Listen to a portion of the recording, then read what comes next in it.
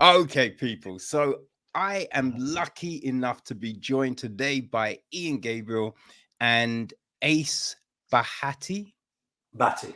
Bhatti. Sorry, Yeah. Ace Okay. Bhatti, who yeah, we're talking about their new film, Runs in the Family. Ian directed, Ace starred. Gentlemen, thank you for joining me. How are you doing? Thank you We're for doing well, thank you. thank you for Great to asking. be here. You know, a bit cold, but I've got the fire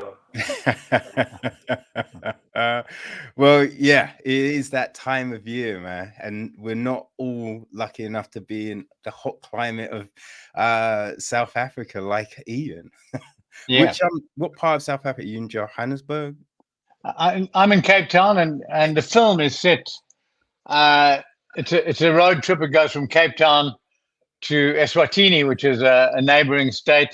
Used to be called Swaziland in the old days. Goes to Eswatini and back again. And it's about it's a father and son caper, written by my son Gabe and directed by myself as the father. And Ace plays the father in the movie, so it's father and son in all directions. Now, how did the idea of this come together? Well, that's interesting. During it was actually during COVID. Um, COVID had just sort of landed, and we were all standing around thinking, well, what the hell do we do now? So Gabe and I said, well, why don't we make a small film that we know we can definitely make, because we don't know what's going to happen, whether everyone's going to just stay locked in their houses for years and years and years, or what's going to happen. So let's make a film. Let's devise a film that we can make more or less together.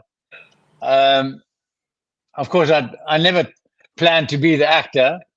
I always planned to find a father. And we sort of created anecdotes, some of which were true, some of which were fanciful, from my life and from Gabe's life, and we threaded a narrative around that. It's really like a Priscilla, Queen of the Desert type road movie, with a bit of a drag show and a bit of betrayal and a whole lot of stuff, and a lot of heartwarming stuff along the way.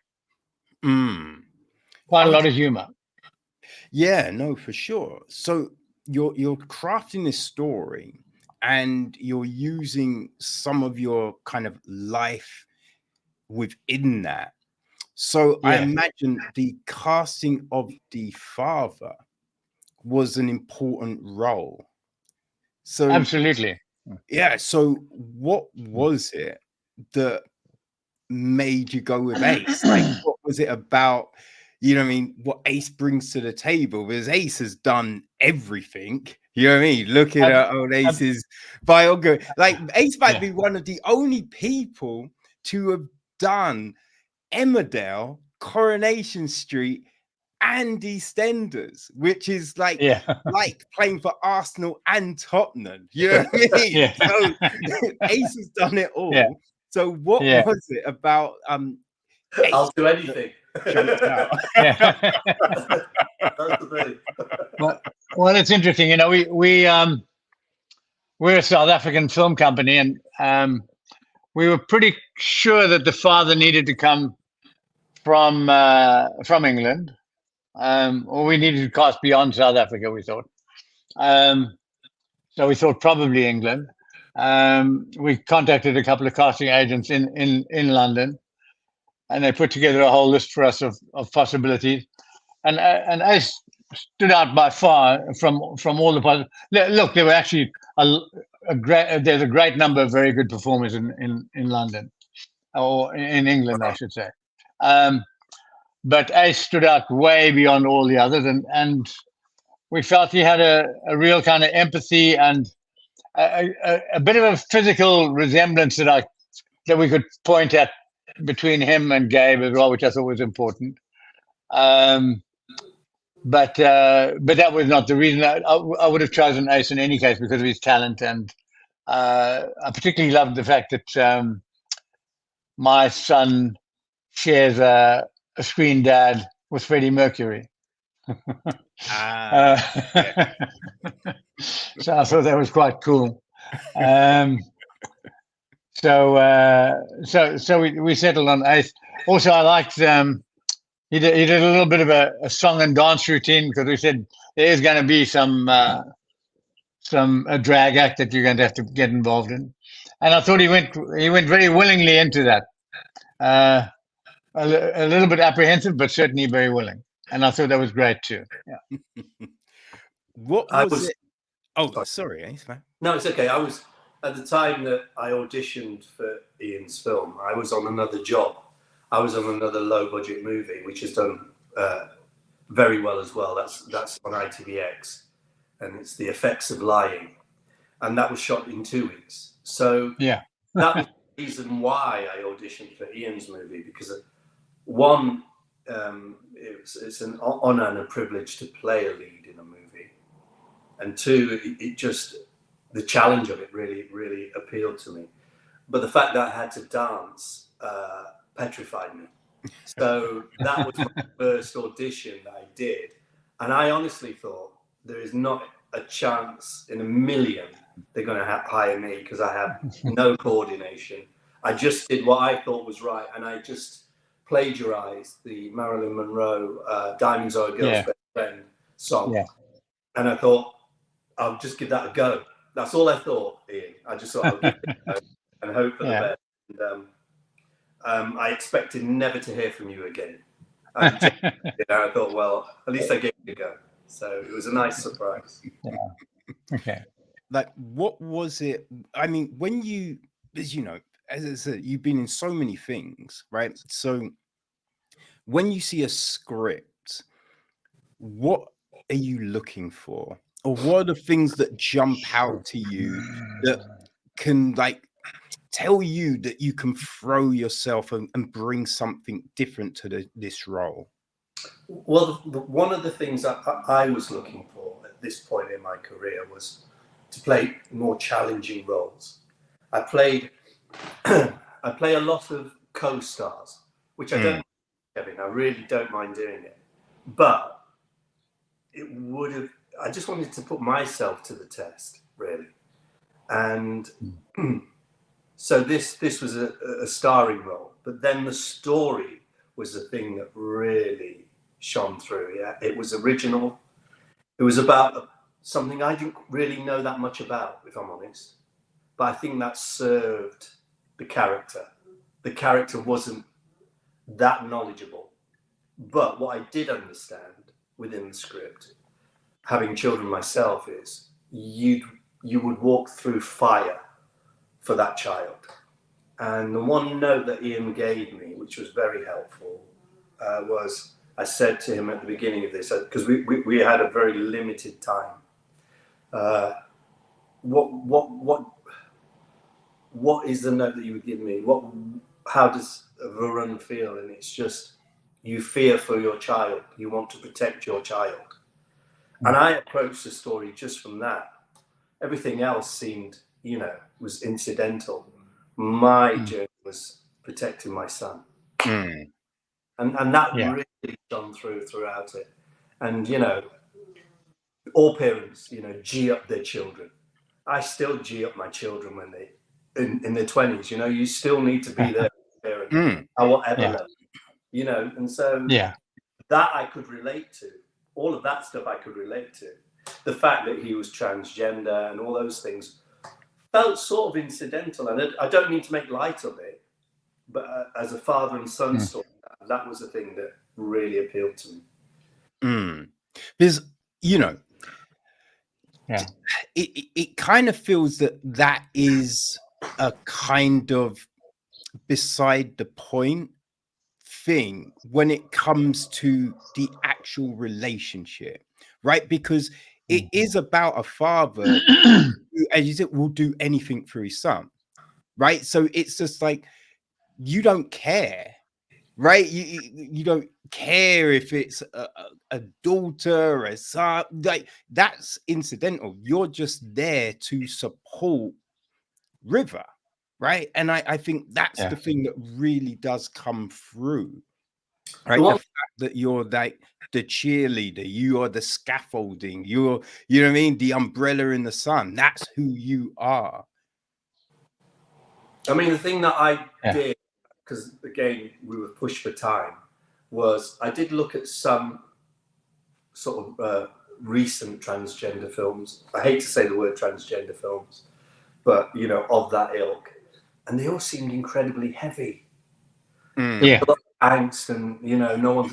Whereas with this, it was just, it seemed to flip the whole thing and just say, look, this is our lives, and we're trying to navigate it as best we can. And I want to introduce you to your mother, who then turns out to be something else. So, like you said, Kevin, it is all of that just seems incidental.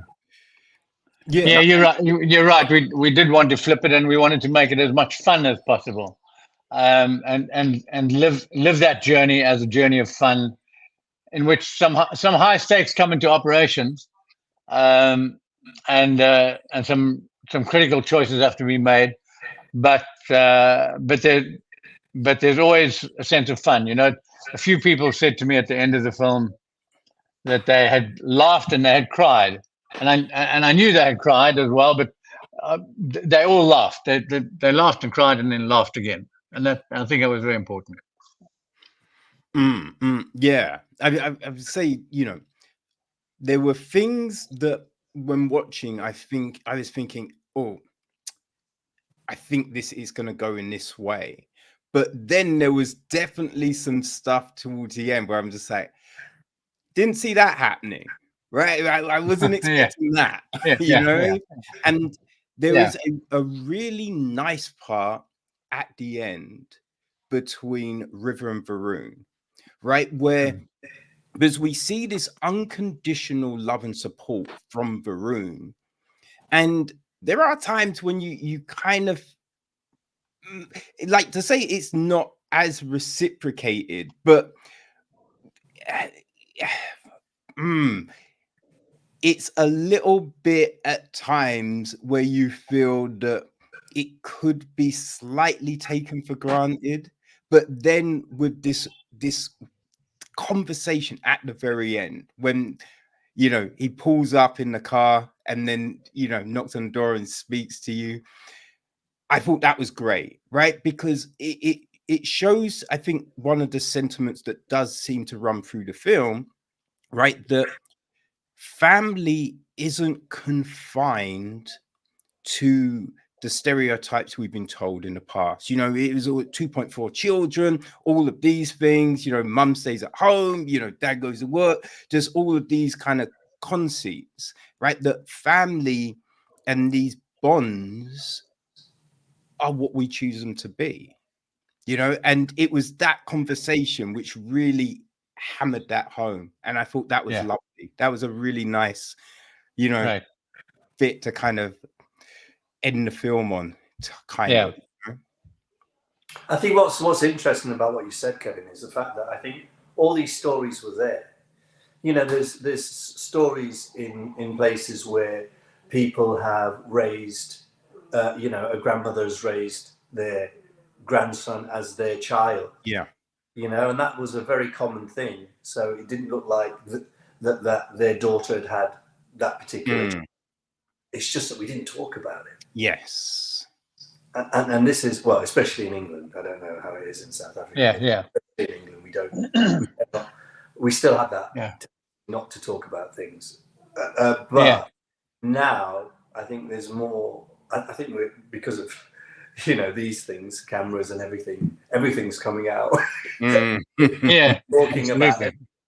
You know, that's something I've had to get used to. I mean, my children are very honest about stuff, and we talk about lots of things. Conversations I would never have with my parents ever. Yeah. Maybe there's a bit of that. I don't know. Yeah, it does seem that the conversations are different nowadays than what they were when we were growing up, which is interesting. And, you know, for, you know, like a director, Ian, and when you're helping craft these stories, like, how easy is it to navigate that, right? This transition in the way we communicate now, this new generation, the way they talk, right, compared to Yes. how things were back in the day. Well, I think I do think people are more willing to talk now than they used to be. They're a lot more willing. It's not always, therefore, that it's going to be the most value. There was a thing in the past of a carefully considered statement that might take a long time to come out. Yeah, You'd end up with a lot of boring silences in this conversation. and now we talk much more fluidly and fluently. I hope, and certainly young people in particular. I'm always amazed at how well informed they are now about the human stuff, the exchange of information between people. They may not be that well informed about some of the political stuff out there, which is a bit of a worry, because the political stuff out there seems to be getting more and more troubling. But the personal stuff seems to be working pretty well, and it's there because of the social media, the fact that everyone's putting their thoughts out every day, all the time. So their intimate thoughts are pretty well represented. Yeah, I mean, I can see that. Yeah, for sure. Like working with your son to create this film, like, what was that like? Like, was this the first time that you've worked in this sort of unit, or have you done? Well, no, actually, Gabe and I have worked together for a long time. When he was at university, he was already making his own little films, and I would help him. I would sometimes be the cameraman or help with the props, or suggest an angle or whatever else. So we would often effectively co-direct around a particular story, and there were short films that he wrote, that he acted in, that I would film as well, and we did music videos together and some commercials. We did a couple of commercials in America where we took a young girl named Tanaka, who was then about 7 or 8 years old, for a financial company, and I took Gabe along and I said, "Listen, I want you to be the dialogue coach for Tanaka, so that she feels 100% protected and with a friend the whole time." And it was fantastic. So this little 7-year-old girl came with us to San Francisco. She was the sole actress in the commercial we did there, and a couple of other commercials. It was with dialogue for 60 seconds, and she handled it like a star. She felt like a star as well, because she was so protected by Gabe as the standby dialogue coach. So we have done a lot of work, and in fact, Gabe and I are now working on a project which we plan to shoot next year and co-direct. So we'll go out as the Gabriels, and that will be a co-direction outing, which I'm looking forward to a lot. I think it'll be fantastic. When I work with Gabe, he's, we don't spend a lot of time explaining to each other. We kind of bounce from thought to thought with a certain amount of instinctiveness between us, which I think is just because we do understand each other well, and I can tell in him, it doesn't take. There's never that moment of, oh, did he like something or didn't he like something? It's very quick. Oh, I can see. Oh, you didn't like that. No, you didn't like this. Let's try that. It's very quick. Yeah. Okay. Yeah, there must be something to that. When you're on a shoot and you have limited time, that it's very. That's a very efficient thing to have. Yeah. So what was the like? How long did it take to kind of go from concept to finished script, and you're ready to start casting? Well, we were writing in 21, and we've got the finished script and shot it in 22. Yeah, so it took a year and a bit. Okay. From writing to getting the money to putting it up to shooting it to releasing it now. So so from beginning to end, it took 2.5 years. Yeah, to get on screen, which is incredibly fast for a movie. They normally have 8 or 9 or 10 year gestation periods. But I far prefer working in this way. I think it's much healthier. You know. Yeah. What was the other casting like once you had Ace on board? Like, how easy was it finding all the other, gang for the film? Well, yeah. Well, we needed to cast everyone out of Cape Town because our plan was to shoot within a very tight radius around Cape Town. It feels like a trip across the country, but it's quite cheated in that respect.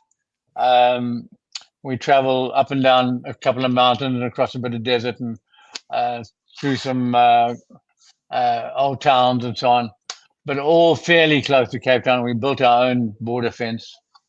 And that, so we needed to cast all the other characters from Cape Town as well. And there's a great theatre community and a great film community in Cape Town because of the amount of shooting that goes on there. So we spoiled for choice as far as that was concerned. Some of the characters, Rob van Vuuren was an actor I've always enjoyed working with. I've worked with several times, and he plays the role of Stan, who's Varun's best friend in the film. Monica is in fact the head of AFTA. She's the dean. She's the dean of the film, the African Film and Drama film school. So also, and a close friend and someone who I've worked with a lot. So I drew on a lot of actors who I could rely on a lot, who I know well. And the casting process was fantastic. We had a great casting director here, Victoria Davis, and she really supported us well. I thought the South African actors were fantastic. I think Dion had the sort of hardest character to play, and yes, that she was the most flawed, and yet you needed to like her on some level. Yeah. And I always think they're the hardest. I've played those kinds of characters in the past, and they're often the hardest characters to play. Yeah. And because we had, I mean, my concern was because we had such a short time, Kevin, establishing the history of those people with the script. I thought, would it happen? I mean, I did a lot of preparing in the evening. I thought I knew what I wanted to bring to a scene, but it was just great listening to South African actors. I got to learn a little bit of Afrikaans as well, which gave me. And every time I tried to speak it, everyone just burst into fits of tears. So, you know what I mean? So it was, for me, it was, Dion kept saying to me and Rob and Gabe, I've got to get South African tough, because it is a tough country. There's lots of things that happened on set, such as, I don't know if you remember the rehab scene, Kevin, where we go and pick up Gabe's mother. We got surrounded by a troop of baboons. And one of them knocked an apple out of my hand, and I'd never come across it.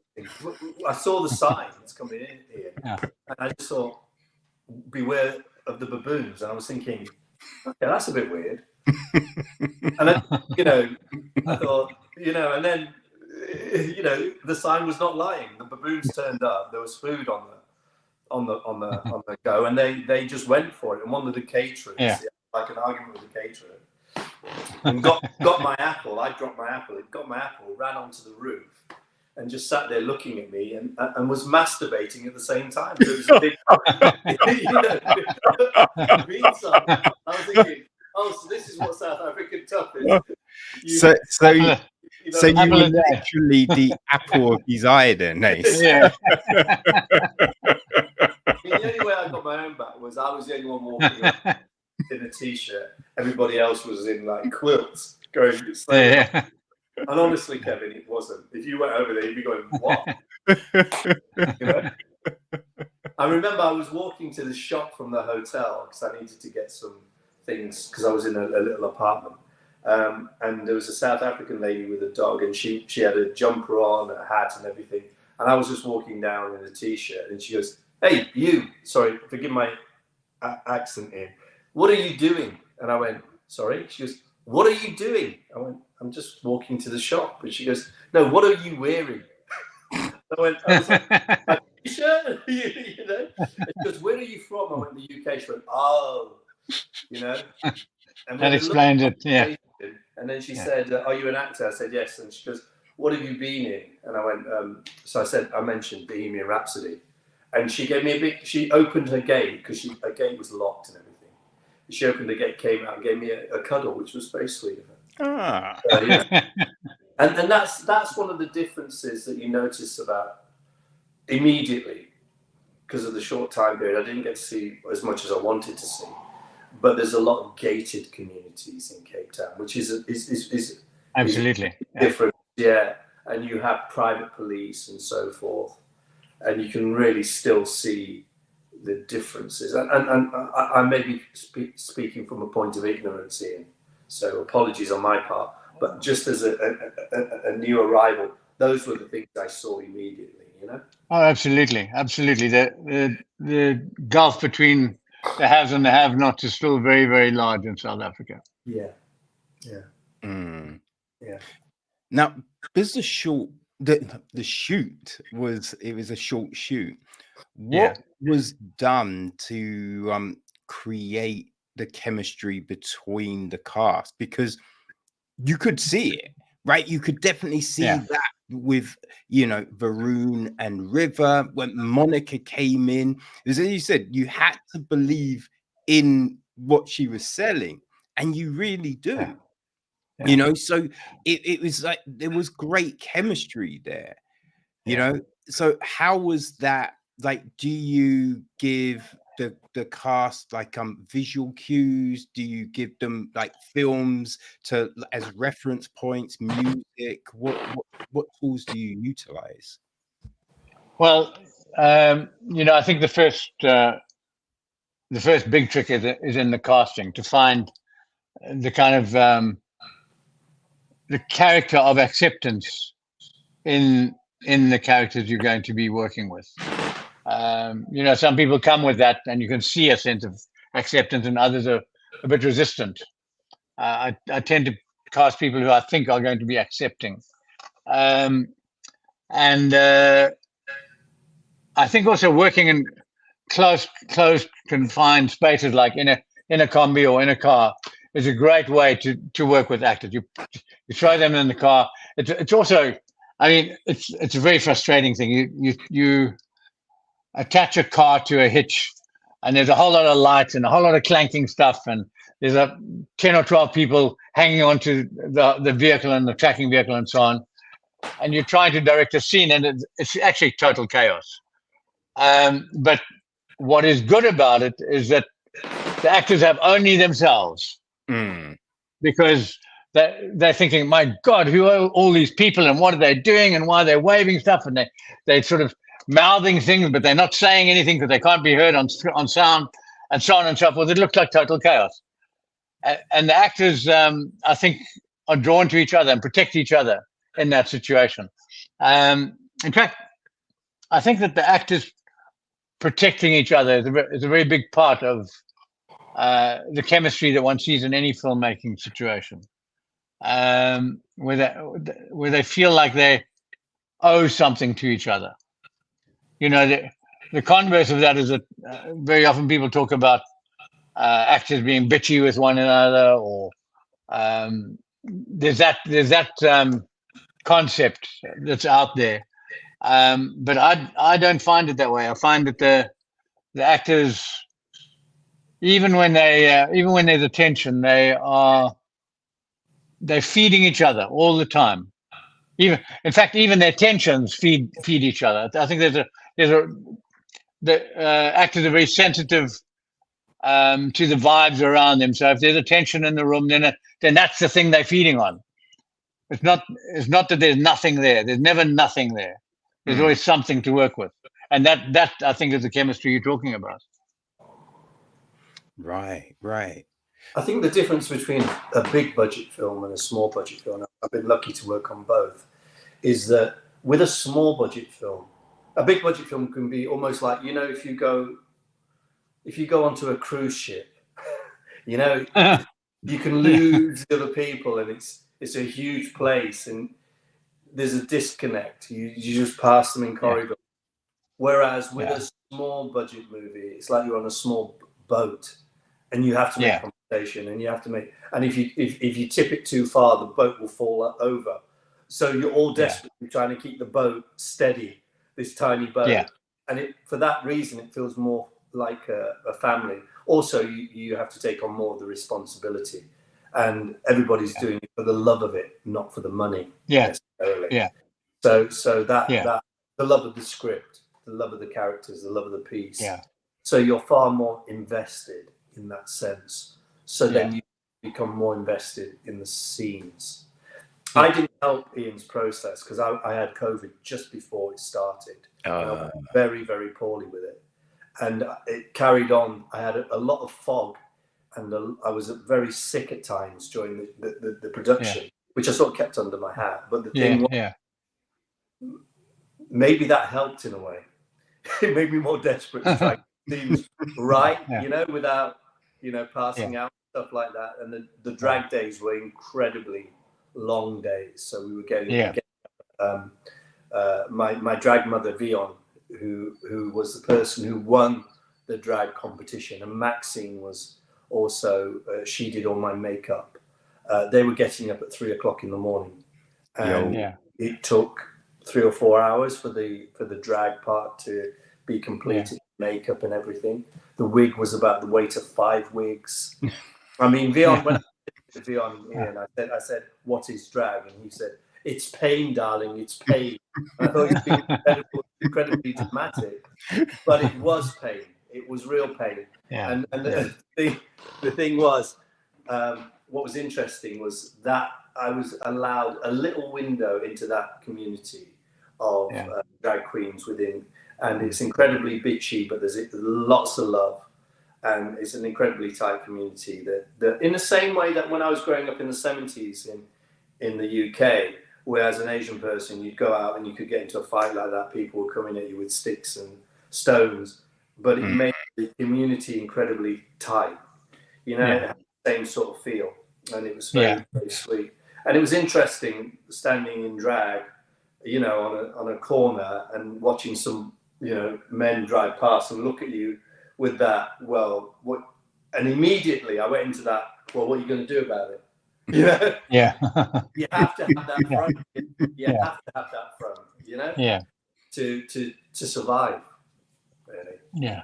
So, I think it was that made the film just go whoosh, and we all had to do it.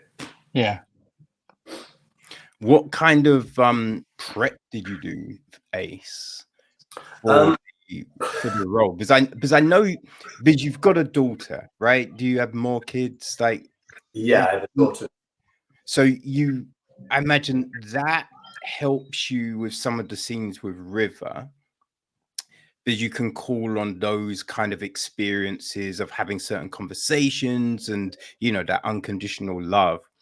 But with some of the other stuff, like the Monica situations and then the drag, like, how did you kind of channel those experiences? I think acting for me is more imagination. When I was younger, when I first started out, I was like, I have to go method, I have to feel it, I have to. But if you watch, when my kids were acting, when all kids act all the time, they don't know about certain things, and all they do is tap into their imagination. It can be a very powerful tool. That, I mean, on a practical, my daughter did find me some size 10 stilettos that we ordered. But the most embarrassing part of that was, I'm having my house, I'm renovating an old, it's an old heap, there's parts of it that are almost derelict. So I had builders round, and, you know, I live in Yorkshire, Kevin, you'll understand this. It's a very dour, taciturn Yep. and I had the builders turn up, and I was walking around in heels. I opened the door, and you know, they looked down, and I went, "It's for a role. I'm doing it." Oh yeah. We'll just go and build that wall over there. Leave me to it. I mean, the physical aspect of it was your body is thrown in different directions as a bloke. That you, as a boring heterosexual bloke, I've never really, done that kind of thing. So my hips were thrown out, and then to dance on top of that, I was really petrified. But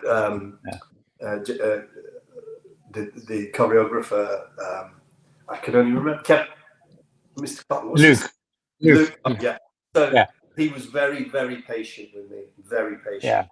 But I was actually rehearsing those scenes and then going next door while they were rehearsing other scenes. And I rang my agent going, "I can't do this. I'm not good enough. I'm a fraud." And what with the COVID fog as well, it was a bit of a, baptism by fire. But everybody was very patient with me. But I think we were patient with each other, and we just wanted to make a good movie, and hopefully that shows. What about the lip syncing? How easy did that come to you? I practiced every moment I could get. Every moment I could get, because that was really the actual, doing the performance. It was explained. It's an award, point system. It's taken incredibly seriously. And if you get the lip sync out, that's it. Forget about it. Just leave right. Yeah. So I spent nights just going over and over these songs and trying to. But it's not just lip syncing. You have to look like your vocal cords are trembling and all of that business, which I wasn't that good at, but I gave it a go. Yeah, it worked well. I thought it worked very well. I had a lot of phone calls from my friends back in Nottingham who were a bit rough and ready, going, "We knew it. It had to happen one day." Always a bit, But what was nice about those all my friends that are wrong, and they're not from any sort of creative background. There's builders, there's plumbers, there's taxi drivers, there's shopkeepers, there's a cousin of mine who was in prison. They all love the film. They all think it's great. Oh, great. And that was the one reason I really wanted to do it, because I think the more sort of specific a story is about a particular world, the more universal a story can be. And that's what I liked about this, is that I think anybody can watch it and understand it. And that's really important to me, And I hope more people get to see it, and hopefully we'll on Netflix. Well, I think they will. I think it's spreading slowly, and we're getting such good feedback all the time. The reviews that are coming in, the personal reviews, the stuff that's going on Instagram, and now I'm starting to see stuff on TikTok as well, which I think is starting to roll it out further. So I'm very optimistic. I think it's going to do better and better as time progresses. I think what's great about these streaming services is that you come across little gems now and again. Just stuff you wouldn't normally. You just go, "Oh wow, okay," and then that's how word spreads, doesn't it? Someone watches something. That's a big thing, because there's, once you finish something, you then get the recommendations of, or now on the Netflix they've got the more like this title. Now a lot of times that doesn't always sync up, because you've watched one thing and you're like, wait, how does that reflect to that? But when you get some good recommendations, or something will flash up, it is oftentimes things that you might not have heard of or seen, right? So that is the beauty of it. And because you paid the subscription, so you've got free reign. You know what I mean? It's not like, oh, these films I have to pay for and this stuff. No, so you can dip in, right? You feel free to experiment.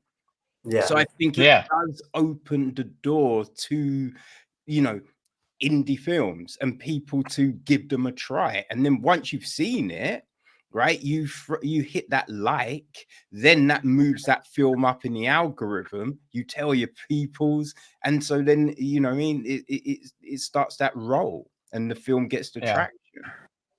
Yeah. I think that's the beauty of the streaming services. That's the thing. A lot of stuff that you wouldn't normally, you know, be able to see in the past is now available 24/7 around the world. Yeah. Am I right? Yeah, amazing. Netflix were only going to release it in Africa originally, and then saw the film. Originally, that was the plan, and then at some point it changed to the rest of the world as well, which is great. So we're being seen all over the world now. It's fantastic.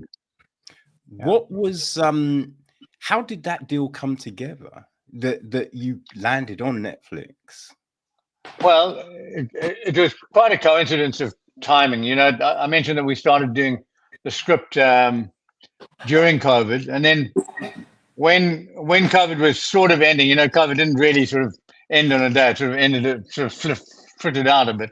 Yeah. While it was frittering out, we heard that that Netflix, together with the National Film and Video Foundation, which is a government organization, and Indigenous Films, which is a small distribution company, were putting out an offer to make 6 South African films that all had to focus on diversity and representation, which our film happens to do, and had to be within a certain low budget. It was quite, they call them micro budgets. I won't tell you how low because it'll shock you. But we managed to take the script to them. They loved it. They said, "All right, let's go ahead." We managed to get a little bit more money out of the Department of Trade and Industry as well as a subsidy, and that was the money that paid for the film, which enabled us to deliver it without any costs. And now we'll see if we make a little bit of profit. But at least all our costs were covered, and we managed to deliver. No, so that was great. Yeah. And I think what's interesting now, right? Back in the day when you'd watch an indie film, there did seem like there was that clear line of separation. You know what I mean, Ace? Like, it was like with TV stuff back in the day. You knew it was TV stuff. There were certain filters that were for TV, filters for film. Nowadays, you can watch indie films and they look like big budget studio films. And you have these kind of conversations and you'll be like, oh man, this film was great. What was it? And you hear it's like, real small budget. And you're just thinking, wait, what? No. What I saw, not small budget, right? So I think that's one great thing. It doesn't look like it's a micro budget film. No, we made sure it had all the right values. The wardrobe was phenomenal. The lady who did the wardrobe was an incredible wardrobe lady, and the production design and all that sort of thing. So all the values in what you saw were all great. And then also the music track is fantastic. Both the music that's in the drag shows, which is all hits that we've managed to negotiate quite cleverly down to a low enough cost. And then also there was the music composer who composed some really fine music for the film. So all those things make it feel like bigger budget than it actually is. Yeah. I also think the backdrop of South Africa was like an extra character, which he and Devlin captured, the cinematographer, who did a fantastic job. I mean, Ian, you remember that scene where we're dancing on top of the sunset? We drove like mad people to get to the location, and we only had a sliver of time to get that shot. And I thought, well, we missed that. My dancing, you won't see. And actually, it ended up being a fantastic shot. It was a beautiful shot. You know, one of those things that you know, we got Yeah. very, very lucky. But I Yeah. thought backdrop was set. And what's fantastic about Cape Town, which I didn't realise, which is why so many big budget productions go to Cape Town, is that within an hour's drive you have so many different landscapes. Yeah. So if you want jungle, you've got jungle. If you want desert, you've got desert. If you want stunning mountains, you've got mountains. And even in Cape Town, parts of it look like the UK, Kevin. Yeah. Parts of it look like Miami. You know, so it's a fantastic place to shoot. It's incredibly fun. What was the hardest part of the shoot? And did it work out to be the thing that you perceived it might be before you started? I think the hardest part for everyone was the long days that we had to do for the drag acts, because as just described, it would take 2 to 3 hours to do one person's makeup and hair.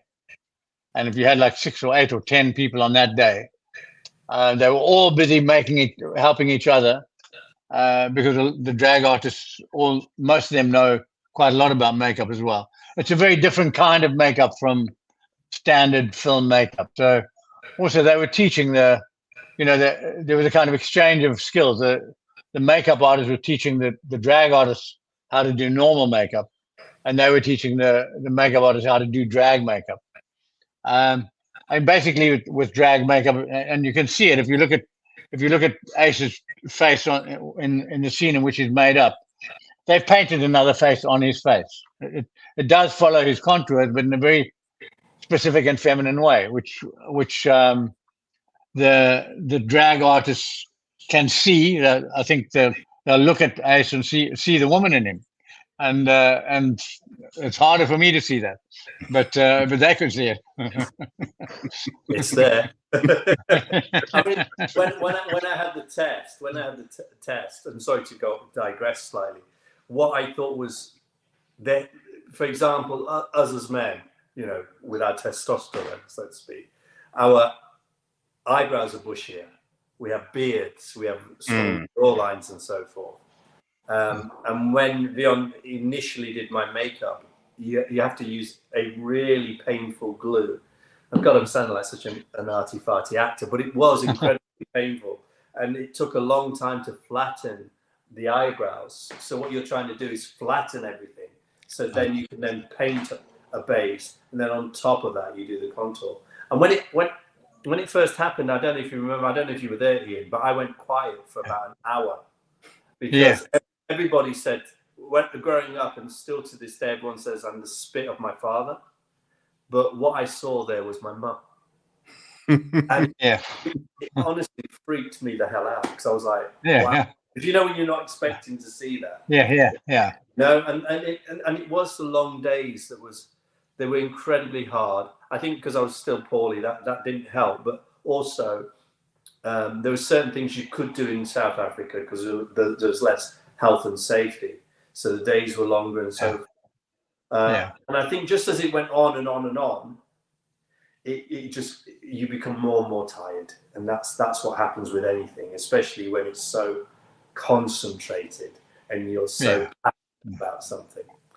On the plus side, what was fantastic was the South African food.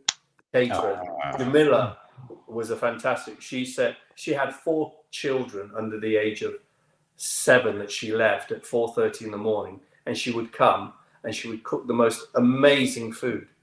And that was something I noticed different here. They give you food on certain productions as if you've done something wrong. like they're trying to punish you, you know? I don't know why we get it so wrong in the UK. Because behave yourself or you'll have to eat this again. My stomach. Behave yourself or you have to eat it again, My stomach was doing 360s. But because the food was so healthy and well done, and because they've taken such care in the most remote places to cook this amazing food. I mean, you know, it was a testament to the production and the people and the crew who worked on it. I think they should all be given a gold star. Really amazing. Now, Ace, when it is a long day, right? how do you guys deal with that, right? How do you, because I imagine that, you know, there sometimes you might have to do a scene which is kind of high energy or just intense emotionally. So when it's been a long day and you kind of feel like you're flagging a bit, what are the tricks to keep yourself on point? I think the thing that I did was I would go and sit very quietly somewhere, because you can, actors, because they live on energy, really, because they're always living on, because they live on their emotions, they live on their nerves.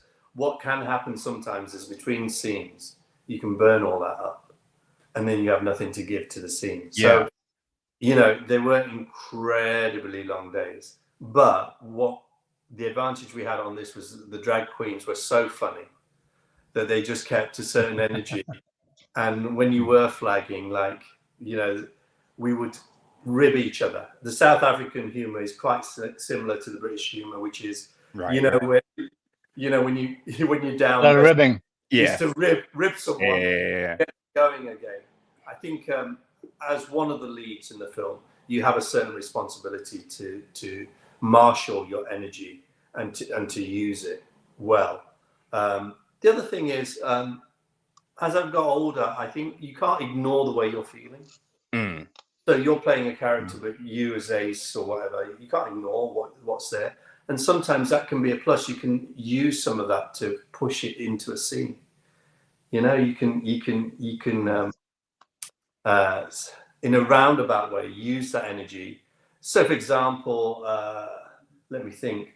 There's a scene where I speak in drag about my son and how he's taught me to be a man and so forth. I was feeling incredible, because that was towards the end. I was feeling incredibly tired at that point. I was feeling incredibly emotional at times because of the tiredness and because of and you can just use that and transplant it into that scene. So sometimes it can work to your advantage. Sometimes you have to manufacture it, but I think you have to be aware enough as an actor as to know where your head's at this point. And sometimes I felt I wasn't giving my best because of the speed of it, because of my health issues and so forth. At times I really felt I was failing the movie. So I didn't know what to expect really at the end of it. I just thought I hadn't done a good job on certain days. But what was interesting was when I was feeling incredibly tired, so there was Maxine, and she just had her breasts done. And the back of the makeup chair kept collapsing, the headrest. So at the end of the day, I needed to take my makeup off, and that took about an hour. And you had to have special coconut oil that you had to spread on it. And the headrest just kept collapsing. I was so tired. Maxine said, "Don't worry, darling." She very gently put her breasts on the top of the makeup chair, and I had a headrest, which was wonderful. You know what I mean? And I was so tired. I just didn't care. I was like, "Yeah, let's do it." You know what I mean? So there was a whole, you know, there's a whole thing going on. First class treatment. No, but in a way that made it more endearing, because we're all in it together.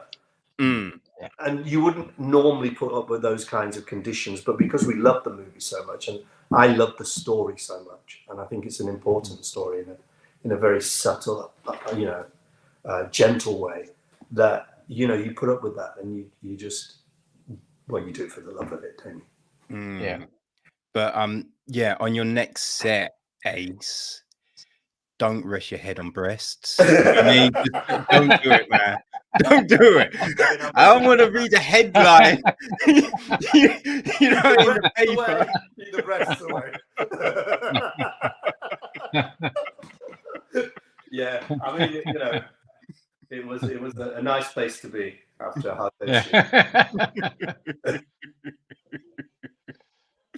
Oh my gosh, it does sound like you had a blast, man. Yeah. For me, I think you know, I was so immersed in the part. That's all I was thinking about. But the culture and the country and the beauty of the people came across, because I was sort of traveling with the movie. You know, we ended up out of the way places. There was, you know, African farmers who are a whole different ball game. You know, I wish I could have spent longer to get to know the country more. You know, there's a lot of history there, a lot of British history, yeah, a lot of colonial history there. I was lucky enough at the end to go to Robben Island at the end.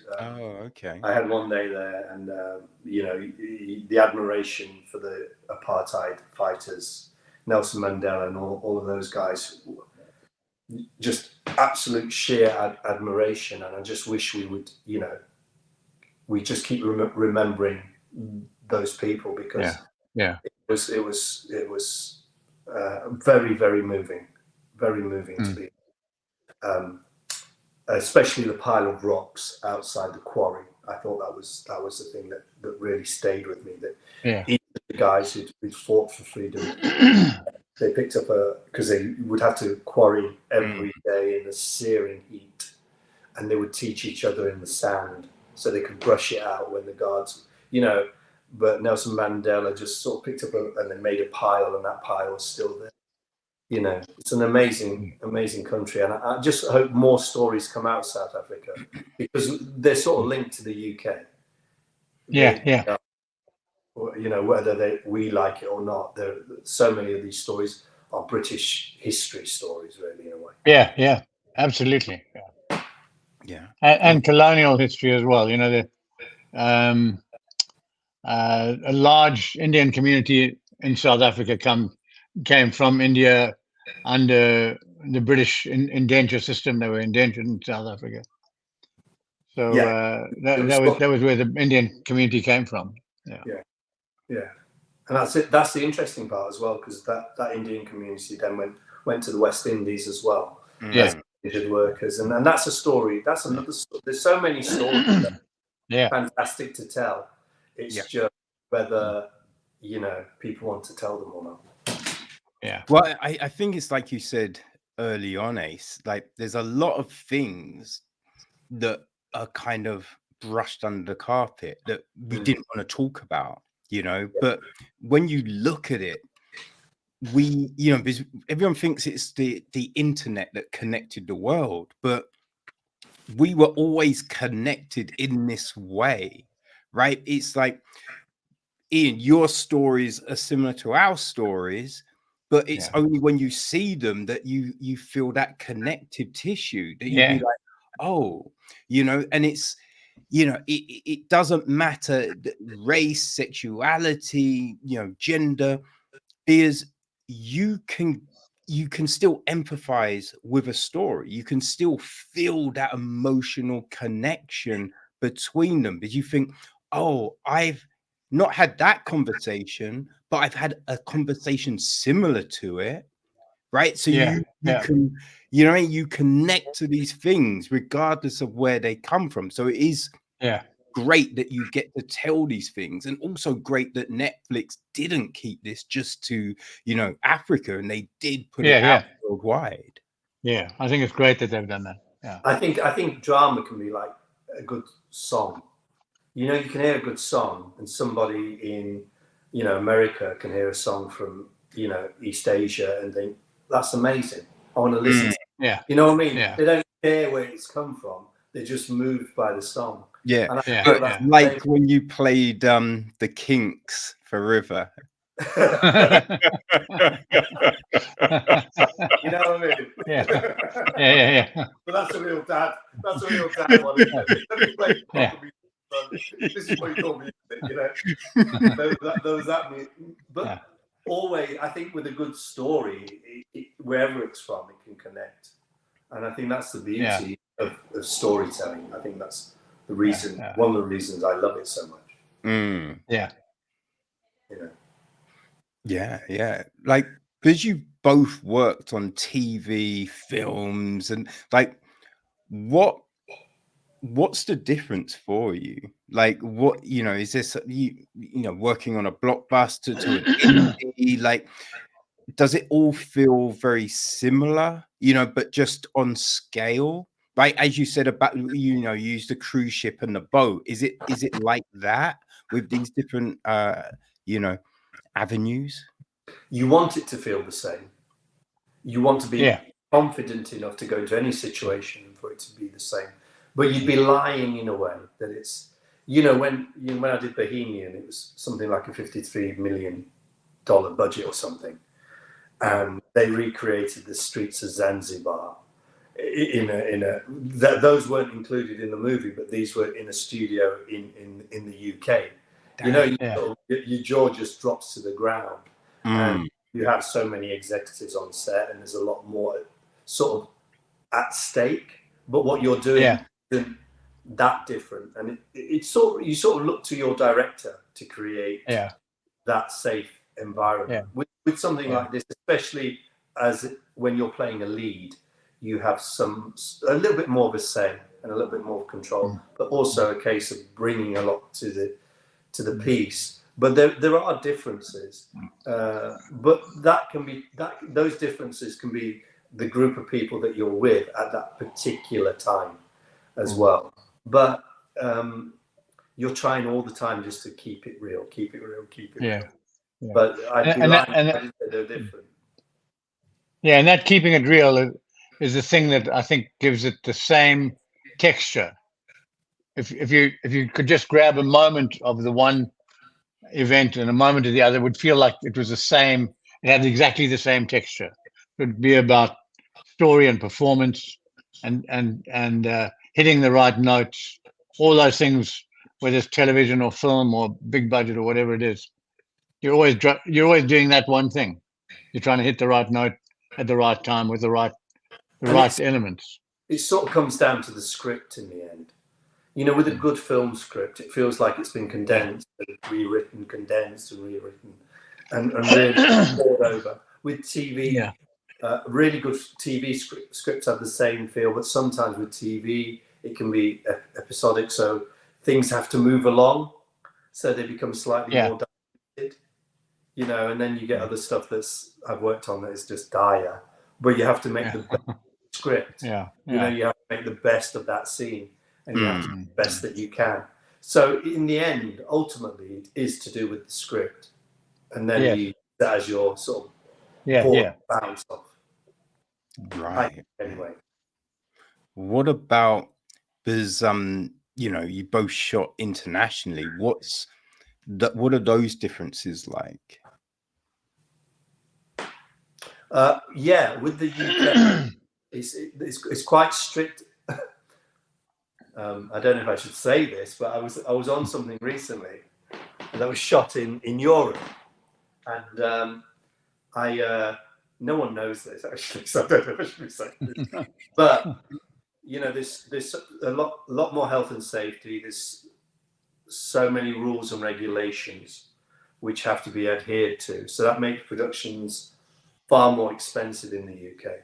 And I can see the logic behind that. I can see that. But I was filming in Europe, and the crew were openly drinking alcohol. So I turned up, and I was staying in a hotel, and I needed a meal.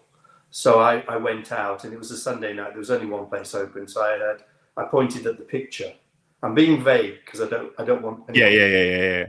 So it was avocado and scrambled egg on this toast. And I ate it, and I felt very peculiar about 20 minutes after. And I asked the person, I really wanted chocolate. And I thought, okay, so I had a chocolate cake. I said, what was in that, to the person? And she went, oh, that was scrambled egg, avocado on cannabis toast. I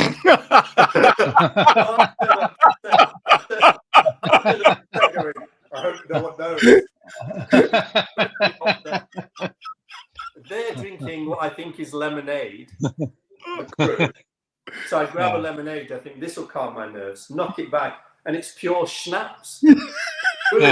Openly drinking alcohol.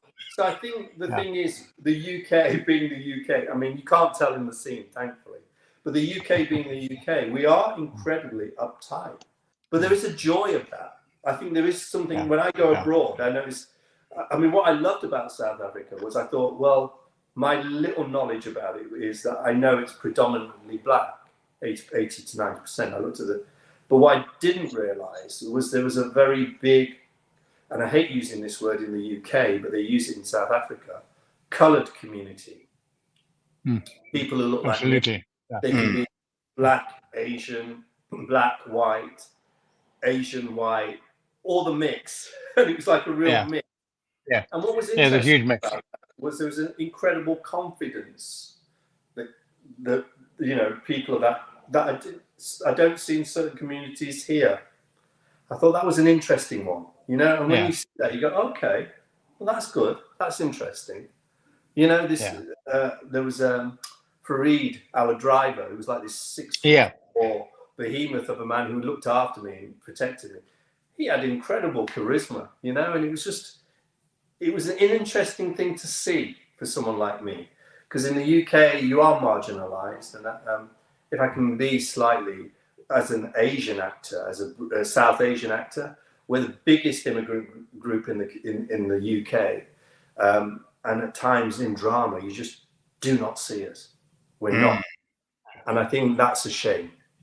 And that was you know, one of the things I thought was great about this was, you know, and I still say to young Asian actors, British actors, it's a challenge. Yeah. Don't think about it, challenge it, you know? Yeah. No, I was one time I was like gonna work on a music video, and then I was told, you look too weird. We can't use you. Yeah. Yeah. That's odd. Yeah. Yeah. Yeah. Yeah. It can be as subtle as that. And you sort of know when that happens. You know, but the thing is, I've been in this business for 30 years, and it is slowly getting better. You know? Yes. Yeah, there's more and more representation all over the world now. Yeah. And that's fantastic. I've just been in a film independent finance forum the last couple of days, which was based in LA, and we were working on LA time, so I was just working from 7 at night until 4 in the morning, talking to lots of different producers. And the amount of focus now on representation and diversity is phenomenal compared with even 5 years ago. So people have got the message, and they're now trying to set up the right avenues, and hopefully that's going to just keep on improving. Yeah. And it doesn't affect figures. I think people still watch drama. They don't care where it's from. They just want to be moved. People will watch it. Yeah. And that's it. That's it. It's a business decision. People have realized, actually, people don't want to just sit there watching white people doing white stuff. They actually want to watch the whole world doing stuff. And that's the way it is now. Yeah, definitely getting into a better place, you know. And I think it is about, you know, stories like this, right, that have, you know, this a diverse cast, and, you know, dealing with diverse stories, right? It's only when we see things like this that then people can recognize that, these are stories people want, right? And then they'll bring like more stories, and they'll open up budgets for more stories, and we just get that dominoes effect. Yeah, absolutely. I think the thing is, I'm very wary because my children are mixed race. I still say to the white actors, white producers, I want to see white stories. What I want though is just a few more stories with, you know, black faces and Asian faces, and also not in the context that you want them to be in. Yes. So when I first started, I was only playing like terrorists or doctors, or, you know, and they were great. Wrong, make the best of those parts. Yeah. But we things Indians can be. We do everything. You know. You know, if you want to make it a shopkeeper, fine. You know, a shopkeeper can be a hero. That's someone who gets up at 6 in the morning, works till 10 o'clock at night, does everything for that family. If that's not a hero, I don't know what is. And you can go deeper into it. And the trouble is, that's the only thing that I find a little bit is, now that there is all these parts, but they're sort of offered as, oh, we're giving you more parts, but they have to be of a certain context. This is how we see how you should be, you know. Well, I challenge, I think. Yeah, I think it's because it's not just diversity in front of the camera, right? You need it Absolutely. behind the Yeah. camera and in the boardrooms making decisions, because yeah, as you said, you get a thing that always kind of irritates me a little bit is when it's just like the conversations are, oh, why don't we have like a black James Bond, an Indian James Bond? And I'm just like, I mean, Yeah. that's all good, but how about a new character? How about you greenlight something? Just don't, just plant someone in something. Just create something new. Do that, right? That's what Yeah. I want to see. I don't just want Yeah. to see, you know, regurgitation of something, but now you put in, a minority. You know what I mean? It's just like, Yeah. let's get fresh content, fresh things, fresh stories that aren't Yeah. readily told. Let's do that. I totally agree, Gabe. Yeah. Absolutely. I mean, it's a great opportunity to tell history. I mean, I don't feel like I need an apology or anything like that. What I want is an acknowledgement of British history. That's all I want. And stories would be a great way of doing that. Yes. By telling the stories, because they are British stories, They are just British stories. There's no sort of, it's British history. It's not that difficult, is it? No. Well, it's kind of, when you look at some of the issues happening in the world right now, colonialism has its fingerprints over all of it. Yeah. Which is, it's a crazy thing, but we don't Yeah. tell those stories. And I think we need to tell those stories. Yeah, I think there would be great stories to tell. That's the thing. That's what I find a bit odd. That I think there would be really interesting stories to tell. Yeah. Definitely. Yeah. I mean, do you guys have your next projects lined up? Go. Sorry, you go. We have a project lined up, which I mentioned that Gabe and I are going to co-direct, which is we're calling it a disco resistance movie. It's about the disco era of the 80s. Oh, okay. And it's set in Hillbrow in Johannesburg, which is where I grew up. It's about a particular folk hero of that time. So it's apartheid, disco, and AIDS, and dancing. What was the disco scene like in South Africa? Just like everywhere else in the world, the disco scene exploded in the 80s in South Africa. Friday, Saturday, Sunday night, you had to go to the disco. There was nothing else to do. You had to go and dance. You had to wear your weird shirt and your weird trousers and your weird shoes. And girls had to wear their weird hair. Yeah. Guys had to have long sideburns. You had to have the stuff. I wonder a demanding era. Mutton chops, the whole thing. Yeah. Hindsight would have been a good thing at that point. When I look back on what I was wearing, oh my God. Yeah. It was a very strange fashion time. Definitely. Had a whole lot of markers. Ian, was that similar to that story where were we? We were at that bar where you said it was the oldest bar where you would, because of apartheid at that time, you would go, you'd have to go far out in the sticks to have these parties. Is that right? And then they might be raided by the. Is that right? Have I got that wrong? No, I was talking about the theatre productions we used to do. Right. We used to do mixed race theatre productions. Right. And those we would do. We changed our venue from day to day. So we'd work in a hall or in a church, on a different place. Each day we would create a new theatre. And from time to and we had memberships, and from time to time the police would raid and stop us. So I think I might have told you the story about Leonard Whiting, who was Zeffirelli's Romeo. who came to South Africa and wanted to do a show with us. And he could play the guitar and sing. So I said, all right, well, play the guitar and sing. And we took the show to Laudium, which was an Indian township outside Johannesburg. And because Leonard Whiting was there and that was Romeo, the news spread like wildfire. So we were trying to have a quiet little subversive gathering. It turned out to be big news. So, of course, everyone flocked in. We made a lot of money, and then the police arrived, confiscated the money, broke up the whole event. And Leonard Whiting got a fright because he's never been performing and seen police come in the door as he performs. So he just ran out the back,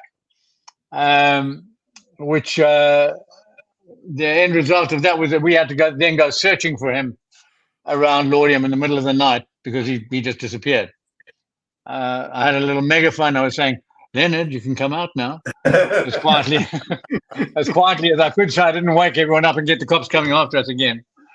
And eventually we found him at the home of, I think it was Dr. Mamoniat, who had 4 beautiful daughters who were all there looking after Leonard and making sure that he had tea and cake and was relaxing. So, that was finding Leonard Whiting. That sounds like a movie, man. Yeah, that is a little movie, yeah, right there. Yeah, a little short movie. Yeah. Oh boy, well, the disco one sounds like that's going to be a lot of fun. Yeah, absolutely, it is. Yeah. And I've what about you, Ace? I've just done 3 TV things: McDonald's and Dodds, The Couple Next Door, which is just on Channel 4 at the moment, which is doing well, and also a thing called Protection for ITV. But I've just got the rights back to a movie that me and my co-writer Tom Needham wrote, which is called The Last Fisherman. So it's about a young British Muslim boy who lives in Bradford, falls in love with a white working class girl, warring families, warring tribes. He jumps on his moped, she goes with him, they're in love. They just drive out of Bradford until they get to the sea. And Jack, a lone fisherman, desperate for crew, needs somebody to crew his boat. And Rafi, this young Asian boy, ends up as the last fisherman. But the families follow. It's a comedy drama. It was nearly made into a TV series, but on the day that it was about to be green lit, a certain somebody was moved from BBC to ITV, so it all went a bit, and I was so devastated. But we'd written it originally as a movie, so we got the rights back eventually, and we now want to develop the movie set in the 90s. Nice. Sounds great. Sounds great. It's really, I mean, the first person I sent it to, Kevin, there's a very famous series here called Line of Duty. Mm. Oh, I know that. Yeah. In fact, I've watched you in Line of Duty. Oh, right. Okay. Well, Jed was, his first ever drama was a thing called Cardiac Arrest. That was and you were. I love Cardiac Arrest. I used to watch that all the time, man. Oh, thank you. So I was in that, but we formed a friendship over those years, and we're quite honest with each other about our stuff. And he was the first person I sent it to, because if he turned around and gone, Ace, forget the writing. But he rang me up and he went, you know what, Ace, this is quite good in his dulcet, rubbish tones. He goes, it annoys me because it's very good. So sort of like a nice sort of thing to get. And I'm just, I'd like to make it because one, it'll be fun, but also it gently sort of points at where we've gone as a nation, slightly, just a hint of that. And it's also slightly autobiographical because I accidentally became a lifeboatman for about 10 years. Oh. I haven't told anyone this because I wouldn't have got insured on certain productions. And I ended up fishing off the northeast coast because we lived in a village and where our children were raised. And I went over to the lifeboat shed to offer my services because it's all volunteer. Yeah. And I offered my services to clean the boat. I went under that. And when I went in, there were 2 very big Yorkshiremen, and they went, right, lad, And they put out all these forms on the table. And I thought, there's a lot of health and safety just to clean. And I signed all these forms, and they said, right, you're on the boat. You come to practice next Monday. And I was like, oh my God. And because I just moved into the village, I didn't feel I could say no, you know. So then the week after, I was on a boat training up to be a lifeboatman. Oh my Because God. I did that, the local fisherman there, we got very close to that family. And he ended up, one of his crew members kept drinking a lot. So he would occasionally, when I was in the village, he would knock on the door and say, Ace, do you mind making up the crew? And I went, yeah. So I ended up throwing lobster pots and so forth for that. And it was a great thing to do, because acting can be really crazy, and to do a proper day's work of hard labor can be quite a good thing for someone, but for actors, we can go a bit, you know, in our own heads. But then that's where this story emerged. Right. Yeah. Interesting. Yeah. Man, that's fascinating. It's mad, isn't it? I think it's just really interesting how, you know, the acorn of a story can come to you. You know what I mean? Like, there's so many great stories, but like come in all of these different, you know, ways and guises. So it's just, yes, fascinating. I think that's the joy of it, really. The journey can be so much more joyful than also sort of the end result, trying to get the funding and all of that. It's the hard bit. But actually coming up with a story can be, I mean, Tom, who is as posh as they come, he's my co-writer. He lives locally, and he said, and we met each other in the hospital, weirdly. Both our children were having dental work, and we'd worked together before on Cold Blood. He was a writer, and he said, we should write something together, Ace, because we have the sim. I said, yeah, let's do that. And so I'd come up with this story about the fishing village, in which in each episode a fishing family would leave, and you would sort of do that episode around why they left, because more and more people are leaving fishing. The Farages of this world say it's what we're about, you know. There's so few fishing, you know. And Tom said, well, I don't know, why didn't you tell them your story? And I genuinely turned around, and this was a good 10 years ago, I said to him, I don't think anybody will watch something with an Asian person in. And he's whiter than white. And he turned around and he said, I think you're being ever so slightly racist, Ace. And it really made me laugh, because the white guy was calling me racist, you know? And so then we went on this journey together and came up with this story. And I think that's the joy of it. I think then trying to find the funding and all of that is the hard part, is the business. Oh, man. Well, I'm looking forward to seeing both of these projects now. You know, like fishing and disco. I mean, like, we could do a follow-up blend of the two. It'd be quite a cool thing. Yeah, Storm takes the fishing boat to just off the coast of South Africa.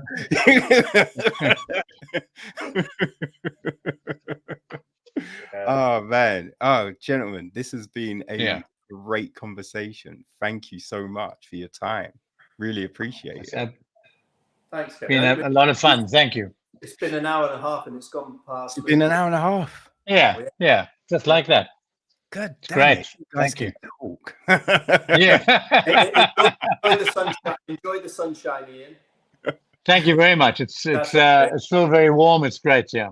All right. Well, I'm very happy for you. Yeah. Come back. We'll make another movie. Come back. Yeah. I'll come down in my t-shirt.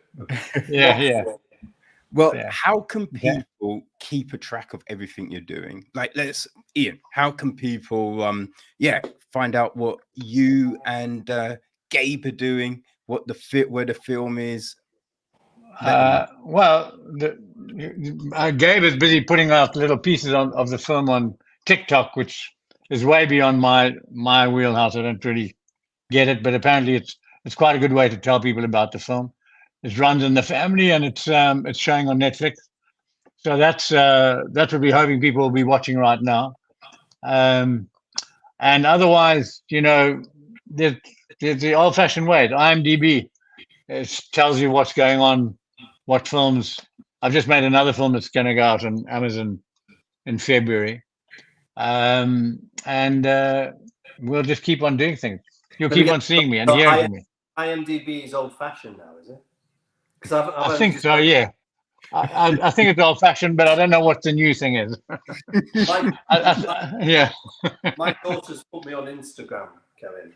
Ah, Yeah. Instagram is actually the thing. You got to keep going. My posts are really random and they make no sense. I think I'm doing Yes. the right thing, but she often does. So for a while, for about 3 months, they'll make no sense, and then she'll come and sort them out. And so, but IMDb is for me modern, but not. Yeah. what's your Instagram handle What's my handle? on Instagram? Ace. Hello. I've just put hello. I'm Ace. I haven't thought of anything. Or anything. Yeah. Just hello. Yeah. It's very straightforward. I don't quite know what I'm doing. I really don't when it comes to social media. I'm sort of just not with it. Really not. Kevin, are you on Instagram? Yeah. So Okay. we've got the podcast Echo Chamber has an account, and then there's just Kevin Scott. So cool. Okay. Yeah. So, but all this information, people, will be on the website, so you can go follow Ian, you can follow Ace, you can find out what they're going to be doing, because I know, just like me, you want to see this disco story and you want to see this fisherman story. So yeah, just follow the link, follow them, show your support, go watch Runs in the Family, right? Visit's great. And people, if you can, go back and watch Cardiac Arrest, because I loved it, and that's cool. That's great. Thank you. No, it's been a pleasure, gentlemen. Thank you very much for your time. Thank you. Thank you. It's been fun. Take care. Bye-bye. Bye-bye. Bye-bye, Kevin. Bye. Take care.